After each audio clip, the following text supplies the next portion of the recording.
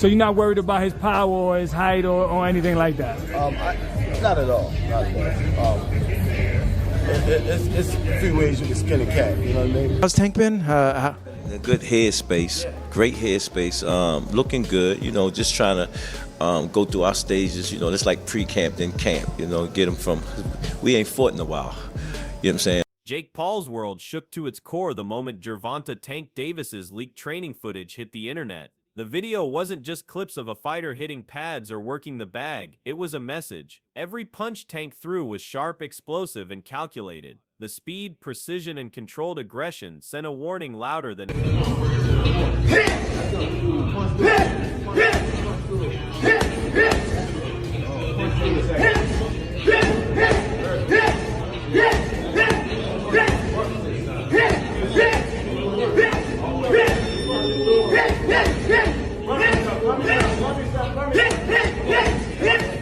any trash talk could. This wasn't just training, it was destruction in motion, and Jake knew it.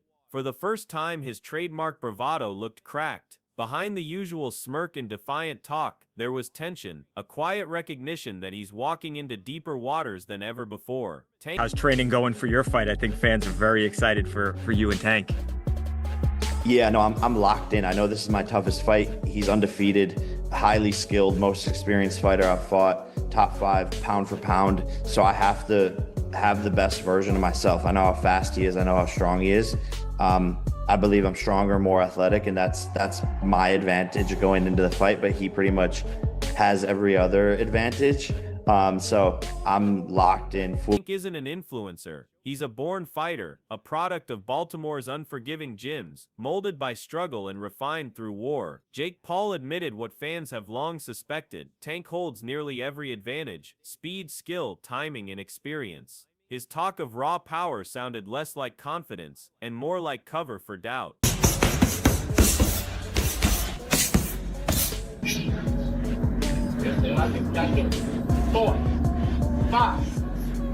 Determined to prove his commitment, Jake released his own intense training footage, smashing heavy bags, throwing wild combinations, and shouting through gritted teeth. The power was real, but boxing purists saw right through it. Strength means little when the man across from you is built on. Jake Paul's like a heavyweight, Tank's a lightweight. How does he adjust to that weight? You know, how do you see the fight playing out?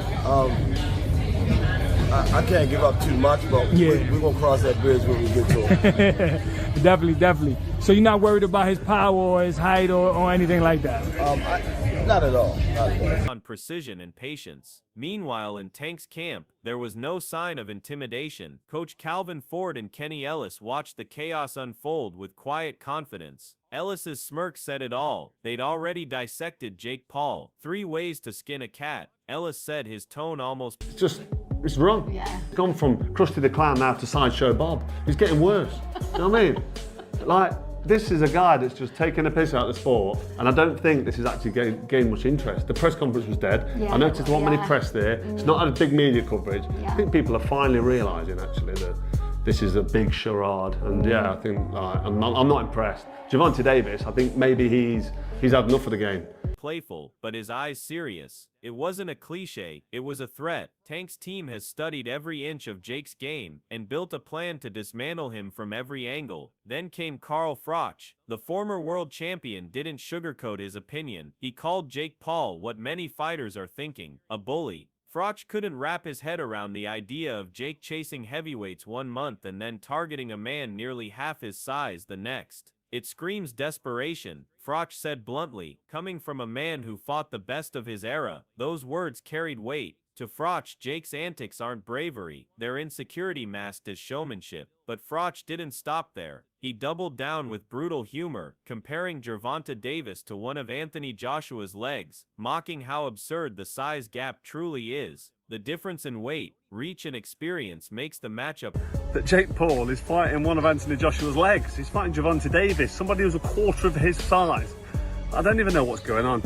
Has Eddie Hearn been played? Let me know what you think, but the AJ fight with Jake Paul's finished. Gervonta Davis, fake Paul, November. I don't know what's going on in the world of boxing. This is an Feel like a parody to boxing purists. yet somehow, Jake thrives in that chaos. He's built an empire off controversy, turning outrage into pay-per-view sales and hate into headlines. Froch's frustration reflects what real fight fans feel, that spectacle is slowly replacing substance. But in Jake's world, that's the plan. He doesn't crave respect, he craves attention. The problem is, Gervonta Davis isn't here for entertainment, he's here for destruction, and every time Jake opens his mouth, he adds fuel to a fire that might engulf him on fight night. Tony Bellew, another straight shooter, delivered his take with the blunt force of a knockout punch. Gervonta's power is real, Bellew warned. Jake's never faced anything close to it. God, we haven't really seen legitimate power. He has, isn't he? We haven't really seen Jake Paul take a proper. No, I mean, shot. listen, he'll have a lot of smoke blown up his backside by his coaching team and people like that. But when he gets hit for real with 10 ounce, well, I'm told there's 16 ounce gloves now for like an exhibition. He reminded fans that Tank's punches aren't just strong, they're surgical. They break ribs, fracture jaws, and end careers. Forget YouTuber knockouts, Bellew said. Tank's punches come with bad intentions. He painted the picture clearly. When those 8-ounce gloves touch skin, there's no cut, no retake, no editing magic. Jake's bravado might sell pay-per-views, but it won't protect his chin when Tank lands that signature left hand. Even discussions of bigger gloves and headgear only revealed one thing: fear. Deep down, everyone knows that under real rules, Jake Paul wouldn't make it past the third round. Bellew's tone wasn't mocking, it was a veteran warning a showman that the ring isn't a stage. But Jake didn't back.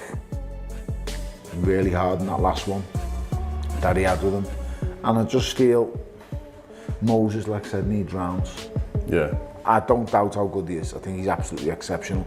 But you will never know how good he is until he goes past them first 6. Right. And then he ends going into the back 6 and he's... Down. In typical fashion, he fired back with arrogance, so thick it bordered on delusion. He called Gervonta Davis his employee, a statement so absurd it almost sounded desperate. Beneath the trash talk was something else: panic. A man trying to convince himself that he belongs in the same breath as a pound-for-pound star. Every insult, every boast about being the boss, rang hollow, because in the ring, the only one taking orders will be Jake, from pain itself. Tank doesn't talk loud, but his fists speak volumes. Then came Eddie Hearn, the promoter who's seen every side of the sport, from legends to influencers. His analysis cut through the noise. This fight might sell, he said, but it's not boxing. Hearn drew a hard line between business and integrity. He acknowledged Jake Paul against Gervonta Davis, it'll probably do massive numbers.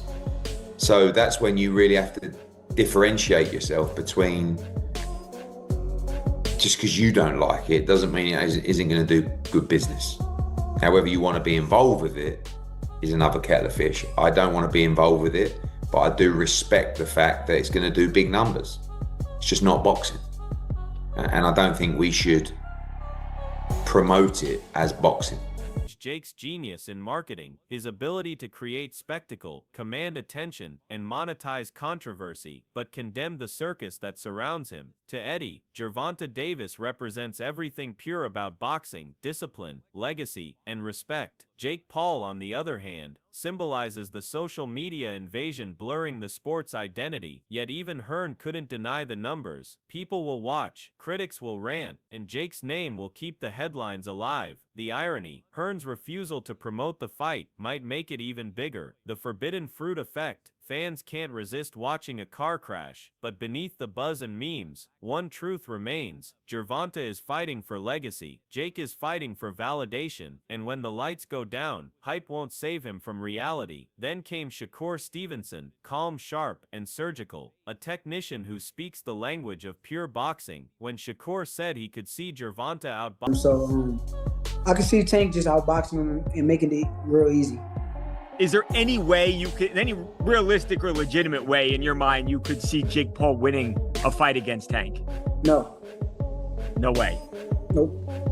boxing Jake with ease. It wasn't arrogance, it was logic. He's seen Tank's counterpunches, his ability to adapt mid-round, his mastery of distance and timing. Those are skills Jake simply doesn't possess. Jake's opponents so far have given him rhythm. They've played into his game. Gervonta Davis will destroy that rhythm. Every mistake Jake makes will be punished. Every opening will be exploited. Shakur's tone wasn't mocking, it was factual. When he ended his thoughts with "no way," it carried finality. It wasn't disbelief, it was certainty. In Shakur's world, boxing is truth, and truth always exposes fantasy. Duke McKenzie, an old-school purist, spoke with the authority of a man who's bled for the sport. His message wasn't anger, it was education. Jake's move isn't just dangerous, he said, it's disrespectful to the process. Duke reminded everyone that boxing isn't built on virality, it's built on sacrifice. On nights I think it's a very dangerous fight,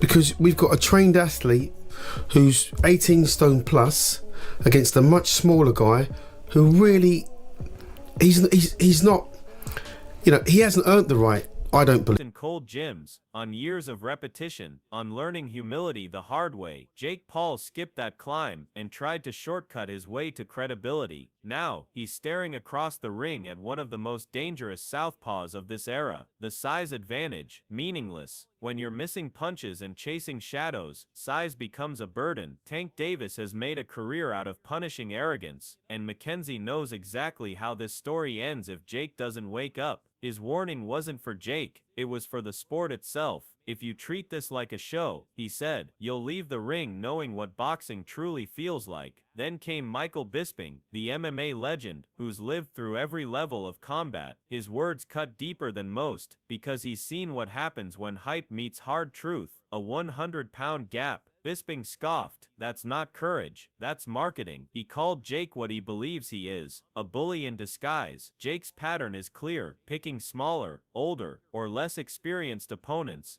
Paul, I think when he weighed in for Mike Tyson, was 227 pounds. That is, if I'm not mistaken, a 92-pound weight difference. Almost a 100-pound weight difference. It's insane. That is called one thing. That's called being a bully. And dressing it up as bravery. But this time, the script is different. Gervonta Davis may be smaller, but he's explosive, compact, and built for chaos. His speed and power make size irrelevant. Jake's mistaking attention for ability. Bisping warned, that's dangerous. His frustration mirrored that of traditional fight fans. The sport deserves authenticity, not algorithms. The difference between Jake and Gervonta isn't just skill, it's spirit. Tank fights with legacy in mind. Jake fights for likes and views. It's insane. Bisping said, he's walking into something he doesn't understand, and that's the truth. Jake Paul's world has been shaken. Gervonta's leaked training footage didn't just expose his readiness, it exposed Jake's reality. The speed, the sharpness, the focus, it's everything Jake lacks. This isn't a circus anymore, it's a crucible. Every jab Tank throws in training screams discipline. Every combination odies confidence. The pressure is on Jake like never before. For the first time, his usual tricks, social media stunts, trash talk, and headline games aren't enough.